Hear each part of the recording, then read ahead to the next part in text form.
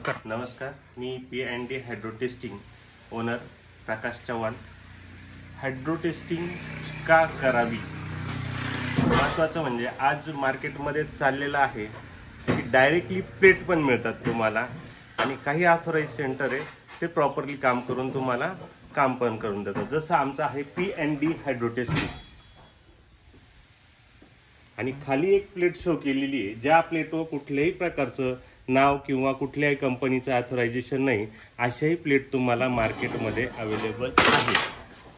पण शासन नियमानुसार हायड्रो टेस्टिंग का करावी लागते का दर 3 वर्षानंतर ज्यावेळेस आपण गाडीमध्ये गॅस भरला जातो त्यावेळेस तो टँक प्रचंड प्रमाणात तापतो आणि ज्यावेळेस आपण गाडी रनिंगमध्ये चालवतो त्यावेळेस तो वाल्व थंड होतो. ह्या सगळ्या प्रोसेसमध्ये ज्या वारंवार तुम्ही ज्यावेळेस गॅस भरता त्यावेळेस ती टँक तापते आणि चालवताना थंड होते. ही प्रोसेस वारंवार होऊन तिच्यामध्ये झीज तयार होते. त्या वजनामध्ये 200 ग्रॅम ते 300 ग्रॅम, हार्डली 1 किलो या प्रमाणात ते झीज होऊन कमी पण होते टँक. म्हणून दर 3 वर्षाने ही टेस्टिंग करणं अनिवार्य आहे. पूर्ण टँकवरचं जे काही डिटेल आहे ते आपण हे रेकॉर्ड बुकवर घेणार आहोत.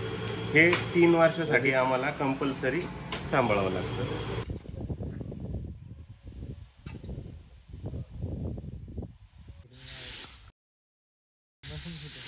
सेंट्रल गव्हर्नमेंटच्या नियमानुसार याला 20 गुंठे जागा कंपल्सरी केलेली आहे. हा जो पॉईंट आहे हा डिगॅसिंगसाठी सोडलेला एरिया आहे. डिगॅसिंग म्हणजे टाकीतला जो काही उरलेला गॅस असतो तो आपल्याला सोडल्याशिवाय ती टँक आपल्याला टेस्टिंगसाठी घेता येत नाही. ओके. वजन करायचा हिशोब असा असतो, कंपनीने वजन दिलेलं आहे प्रत्येक टँकवरती. तिचं वजन आहे 61,400. आपल्याला 5% जर डिडक्शन झालं टँकमध्ये तर तो टँक आपल्याला डायरेक्टली रिजेक्ट करावा लागतो आणि त्याचा नेट कट करून तो मार्केटमध्ये नाही आला पाहिजे या हिशोबाने केलं. आता साधारण 500 ग्रॅम ही टाकी वजनामध्ये कमी भरलेली आहे.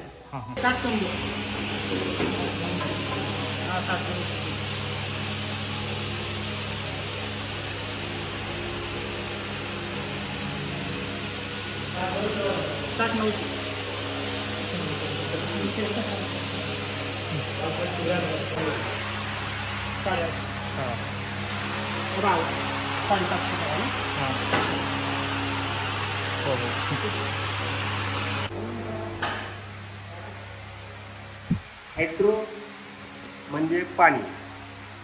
पाण्याचा जो दाब दिला जातो टाकीमध्ये पूर्ण पाणी भरलं जातं. त्यानंतर हा चेंबर आहे, हा पण पाण्याने पूर्णपणे भरलेला आहे. आपण या झाकणाला टेप लावून आपण टाकीला फिट करणार आणि ह्या चेंबरमध्ये तिला सोडणार. ह्या चेंबरमध्ये ज्यावेळेस सोडलं जाईल त्यावेळेस तिथे रिडिंग आणि 0 घेणार. हे रिडिंग 0 घेतल्यानंतर आपण तिला 334 बार इतकं प्रेशर देणार आणि ज्यावेळेस आपण प्रेशर देणार तर त्याचा जो फुगोटा आहे तो त्या ट्यूब नळीमध्ये वाढणार. म्हणजे टाकी जसं पाण्याचं प्रेशर घेणार तसं ती प्रेस होणार, म्हणजे फाकणार ती. आणि ती ज्या लेवलला जातील ते एक पॅरामीटर आणि प्रेशर 30 सेकंदानंतर डाऊन केल्यानंतर जे पॅरामीटर येतं ते ऑनलाईन पोर्टलला ज्यावेळेस आपण सबमिट करतो त्यावेळेस तिथे पास आहे की फेल आहे तुमची टँक तिथे डिक्लेअर होतं, नाव कोरलं जातं. म्हणजे P&D हायड्रो टेस्टिंग कोणत्या महिन्यामध्ये, 5व्या महिन्यामध्ये, कोणत्या सालामध्ये, 2025मध्ये हा टँक इथे खोलला गेलेला आहे म्हणून ती एक मार्किंग असते.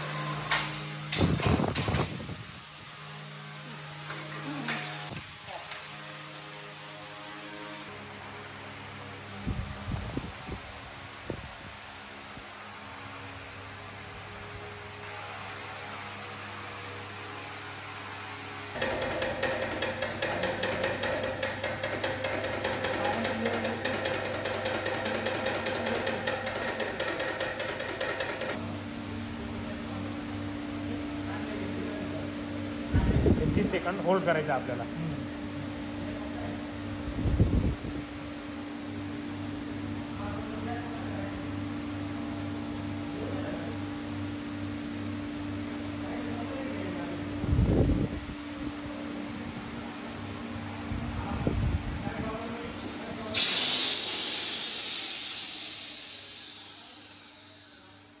या जॉबला एक छोटस छिद्र आहे. म्हणजे फॉर एक्झाम्पल आपण ही टाकी समजूया. त्या टाकीला जर छोटं छिद्र असेल तर या मशीनवरती डिटेक्ट कसं होतं मी तुम्हाला थोडक्यात एक्सप्लेन.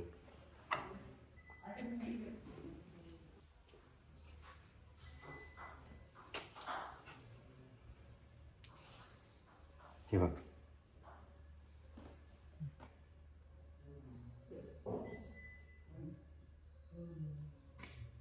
आणि हा प्लेन सरफेस आहे, हा फॉल्टी सरफेस आहे.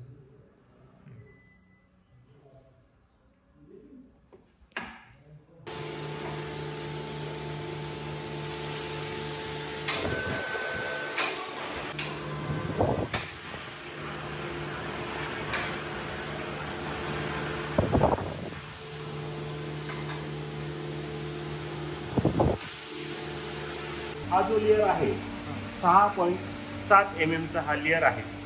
वरचा जो लेअर आहे 18 ते 21 mm चा लेअर आहे, आणि जो खालचा लेअर आहे तो 14 mm चा लेअर आहे मेटलचा. तर हे बघा, हिचं 18.7 सेंटर झालं पाणी.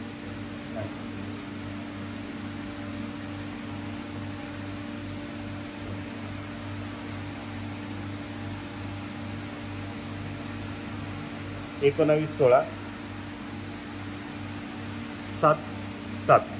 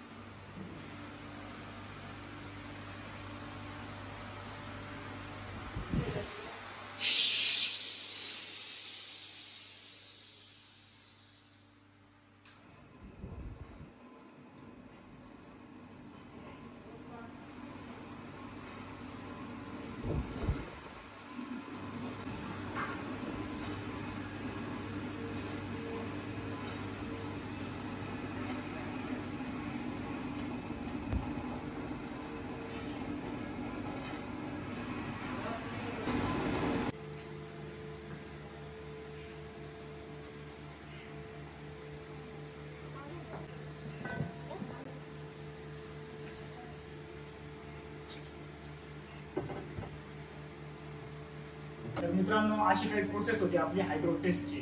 जशी आपली गाडी तुम्ही घेता, जशी गाडीची सर्व्हिसिंग करता ना, 10,000 किलोमीटरला तुमच्या गाडीची सर्व्हिसिंग करता, तसंच तुम्ही जेव्हा सीएनजी गाडी घेता तर टँकची सर्व्हिसिंग समजा तुम्ही ही जी आहे ही 3 वर्षांनी करावाच लागते. जी की बऱ्याचशा पब्लिकला, म्हणजे माझ्या मते नुसार नाही का, बऱ्याचशा पब्लिकला याची काही आयडिया नसते नाही का. तर 3 वर्षाला आपल्याला ही करणं गरजेचंच असतं.